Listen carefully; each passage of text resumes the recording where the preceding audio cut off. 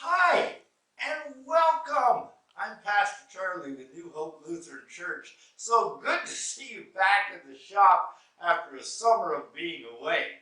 So today, I'm looking for just the right piece of lumber for a little project I have in mind. And let's have a look at what we have here. That one's pretty rough.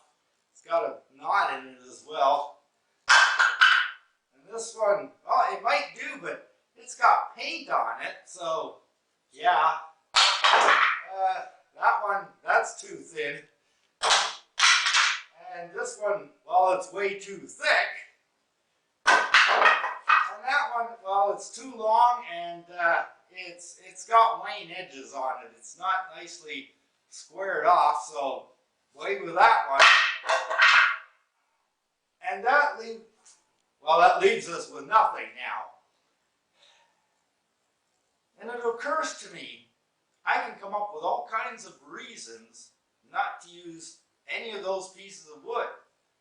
What that means is that, in the end, nothing is getting accomplished if I reject every piece of wood for whatever reason.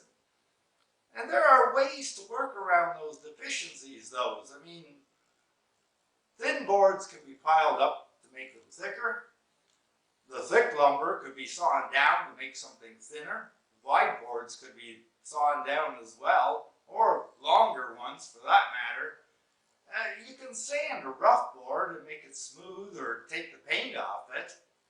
So really, it might seem the only thing you can't do is to make a shorter board longer, although I suspect with a bit of ingenuity and glue you can build something that could work. It all depends on what choices you want to make. Now, something similar happens to people in the way we treat them. We have a choice to make regarding people, as we always have the option to reject people out of hand for whatever reason we want to come up with. And how often do we reject others? There is, however, a better way.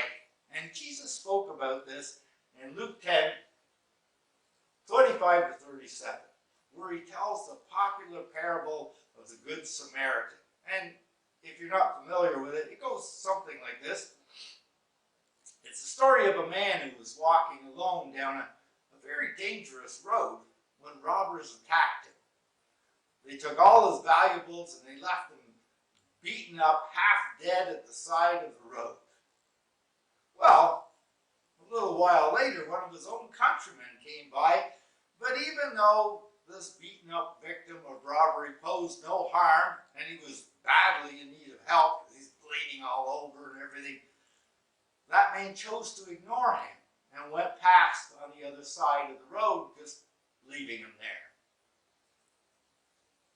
That wasn't good. But then the second man came along, and the same thing happened. He just chose to ignore him and chose to keep on walking. And then along comes the third man, and you might think, oh, finally. But the thing is, this man was different in that his people, the Samaritans, and the beaten man's people, they were sworn enemies of each other. So what do you think happened? Maybe because they were enemies, the Samaritan finished the beaten man off, or at least gave him a kick as he walked by. But there's a reason they called this guy the Good Samaritan. And what he did, considering their relationship, was pretty surprising.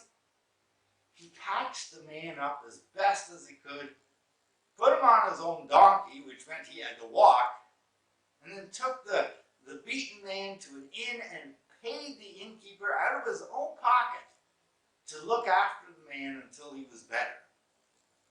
In spite of their differences, the Samaritan, he made a choice and put in the effort to help another human being. And that's a good example for us too.